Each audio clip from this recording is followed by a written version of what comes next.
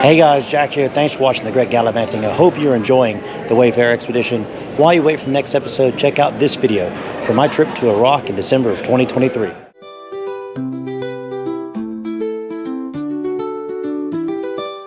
After a day of exploring Kurdistan's religious history, it was time to head off to explore some of the more unique areas. Naturally, our first stop was one of Saddam's old palaces, which now serves as a headquarters for the Peshmerga, the Kurdish militant group.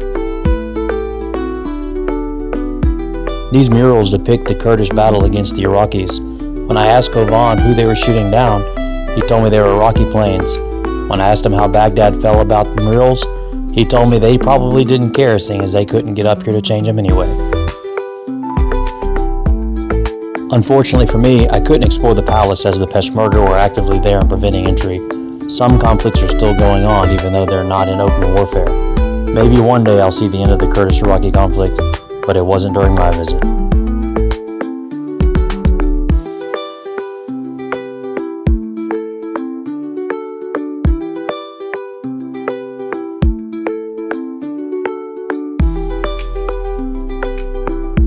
Our next stop was Amedi, a city on top of a mesa which once served as the seat of the Kurdish Empire.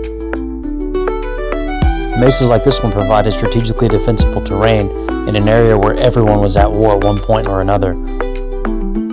Even when Amedi was founded, the Kurdish were already a subordinate empire to another. It reminded me a bit of the Navarrese Empire in Spain, although the Kurdish Empire was never really independent.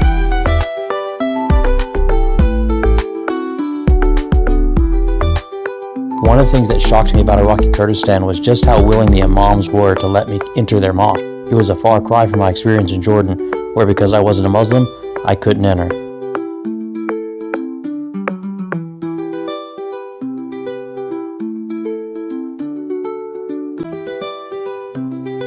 I had often wondered when I was deployed in the Middle East how all the mosques knew to give the call to prayer at the same time.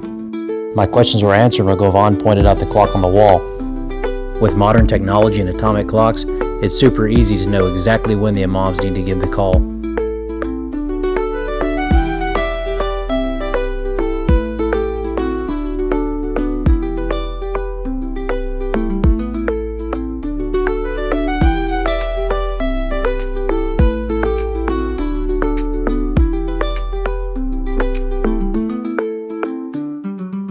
Like most fortresses of old, the gates are named based on where the road went.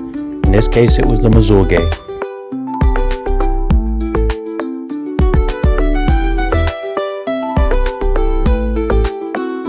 Looking out from the top of the wall, it was hard to imagine walking all the way to Mosul across these expansive plains and mountains.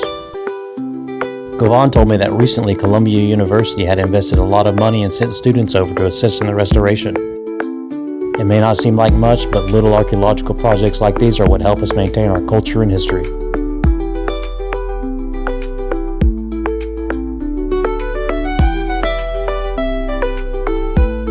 Akri wasn't originally on our itinerary, but we were making good time, so Govan decided we'd drive over there for dinner. I'm not normally one to drive across the country just for a meal, but who was I to argue?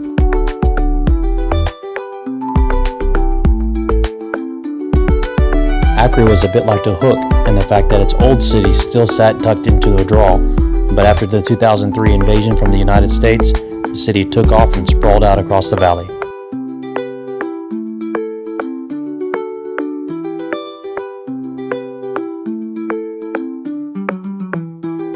Akri is home to one of the most important celebrations in all of Kurdistan, the Kurdish New Year. Newroz, the name of the festival, generally takes place on March 21st. The celebration is designed to bring in a pure, new spring and say goodbye to the cold, dead winter. The night before, a group of men will march up this hill carrying torches of fire to kick off the festivities.